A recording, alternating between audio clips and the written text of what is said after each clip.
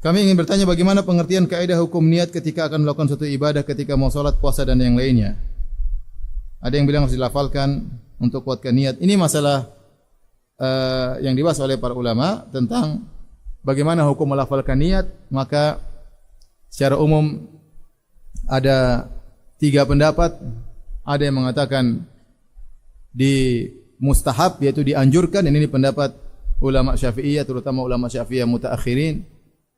Mereka berkata melafalkan niat dianjurkan untuk mengkokohkan niat dalam hati, ya. Mengkokohkan niat dalam hati. Tetapi tidak perlu dikeras-keraskan karena itu untuk diri kita sendiri. Kalau kita mengucap misalnya usolli, tidak usah keras-keras. Usolli fardhu zuhri. Karena tujuan antum bukan untuk kasih tahu tetangga. Tetangga juga sudah tahu ini sama-sama salat zuhur kita. Enggak usah dikasih tahu. Tetapi maksudnya untuk mengokohkan isi hati, maka kita melafalkan dengan sir salli fardhu zuhri untuk menguatkan isi hati kita. Ini pendapat banyak ulama Syafi'iyah. Yang kedua mengatakan bahwasanya ini adalah bid'ah dan dinukil oleh dari sebagian ulama. Insyaallah saya bahas di dalam buku saya Bekal Salat. Sebagian ulama mengatakan bid'ah, baik ulama mutaqaddimin, ulama terdahulu maupun mutaakhirin. Bid'ah kenapa? Karena Nabi SAW tidak pernah mengerjakan sama sekali. Terlalu banyak hadis tentang salat, ribuan hadis tentang salat. Tidak satu pun Nabi SAW mau salat mengucapkan usolli. Dalam salat apapun tidak ada. Salat fardu, salat jama', salat safar, salat sunnah. Kalau Nabi pernah mengucapkan sekali saja di antara ribuan salatnya pasti ada yang menukilkan. Lebih daripada itu para sahabat yang mencontohi sunnah Nabi SAW dan mereka bermacam-macam modelnya.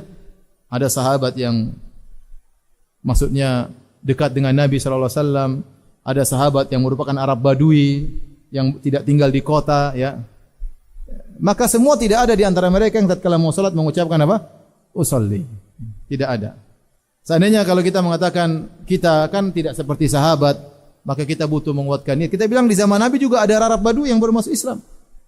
Arab Badui juga yang baru masuk, yang mungkin secara pendidikan mereka tidak seperti orang-orang sekarang secara pendidikan karena mereka tinggal di Badui kemudian bekerja mengurus ternak atau mengurus kebun, ya. Mereka juga tidak diajarkan oleh Nabi untuk mengucapkan apa? Usolli, ya. Oleh karenanya tidak ada satu hadis pun yang menjelaskan Nabi pernah mengucapkan usolli. Jangankan hadis yang sahih, hadis yang dhaif pun tidak ada.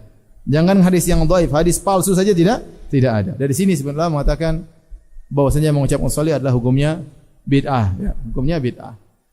Ya, sebenarnya mengatakan tidak sampai berderajat bid'ah, karena ini masalah khilafiyah, cuma tidak disyariatkan. Inilah kira-kira 3 pendapat berkaitan dengan masalah melafalkan niat.